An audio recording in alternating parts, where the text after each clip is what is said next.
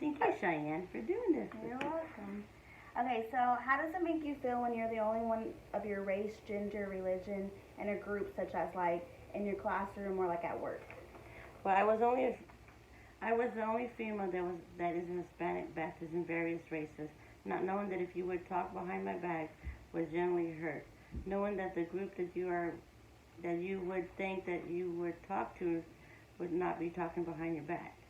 I would associate with the other kids that love to climb trees, and that would be a typical daughter, right? I only had a few friends that would warn me, and so far would talk behind my back. I didn't aid to some of their exercises. I usually would associate with relatives that are in the same grade as I. I did have a few friends, but they graduated a year before I did. Now that I'm a mother, wife, and happily married for 18 years, 2 great children, my life is complete. Okay. Now, Cheyenne, how does it make you feel when you're the only one of your race, gender, religion in a group such as in a classroom?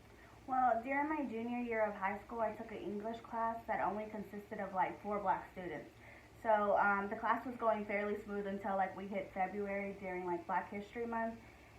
The topics we would talk about, like pertaining to like race and racism, it would be very awkward to me and make me uncomfortable because it would make us feel like they were singling us out. So I feel like, and I honestly don't think that the teacher made it any better because he was also white, so he would also, not meaning to, but he would make it single us out. So it just made me feel uncomfortable.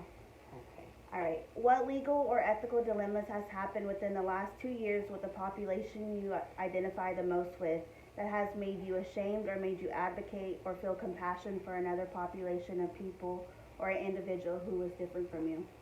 Well, there are many ethical reasons why gun control should not be implemented toward law-abiding citizens, such as its critical neglect, a reality of control, and its discrimination against gun owners.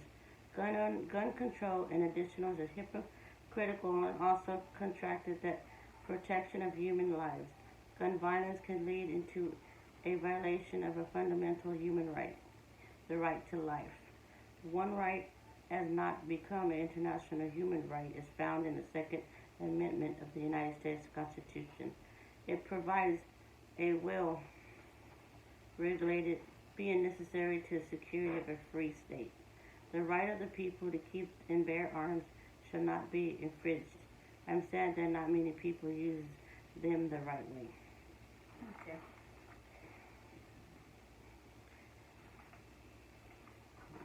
What legal or ethical dilemma has happened within the last 2 years? The population you identify the most has made you ashamed or made you advocate or feel compassion for another population of people or individuals who was different from you? I feel like all the police brutality. You know, when police officers take up their mantle of their job, they typically swear to oath, and they vow to protect us, like us, everybody in the community or whatever. But I feel like over the last couple of years, with all the senseless murders towards black people, I feel like the police have lost sight of actually protecting us. And, you know, sometimes I feel ashamed about speaking up about police brutality because I feel like that makes it seem like, you know, like I don't like the police or something. And, you know, people who are like, you know, they back the blue, they're quick to say, well, you know, if you would just comply, stuff like this wouldn't happen. And I don't really think that, you know, that's not always the case. And there's like many videos that show that that's not the case. So, yeah. Next question. All right. What stereotypes do you think people have about you because of your race, gender, religion, or disability? Many people would think I'm white until they talk to me and know my history. Then they would go by to what they would see. Until they speak to me, they would assume that I have a white complexion because I have white complexion. Yeah. Yep. Yeah. So with me, I feel like because I identify as being black and I'm pretty loud, I feel like people think that I'm ghetto, but that's honestly just literally how my whole family is. We're just all loud people. And you know, I've never understood why people associate being loud with being ghetto or something, because I feel like I know many different people who are different races that are pretty loud as well. Yeah. So, what impact statement would you like to make on behalf of the group that you identify the most with regarding current affairs or events? Well, the impact statement I would like to make on behalf of the group would be more gun control laws are needed to protect women from domestic abuse and stalkers. Guns are rarely used in self-defense. Legally owned guns are frequently stolen and used by criminals. Gun control laws will reduce the society's costs associated with the gun violence.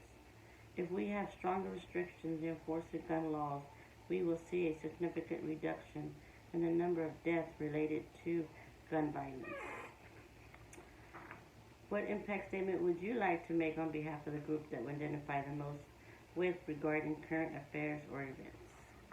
The impact statement I would like to make on behalf of the African American group is just simply give us a chance. You know, I feel like the world sees all black people as like bad people, but we're not. And you know, with being black, I feel like you have to work 10 times harder to get a better job or just simply have a better life because the world makes it so hard to actually be great. So I don't think it should be like that. You know, I think everybody should have a fair chance and True.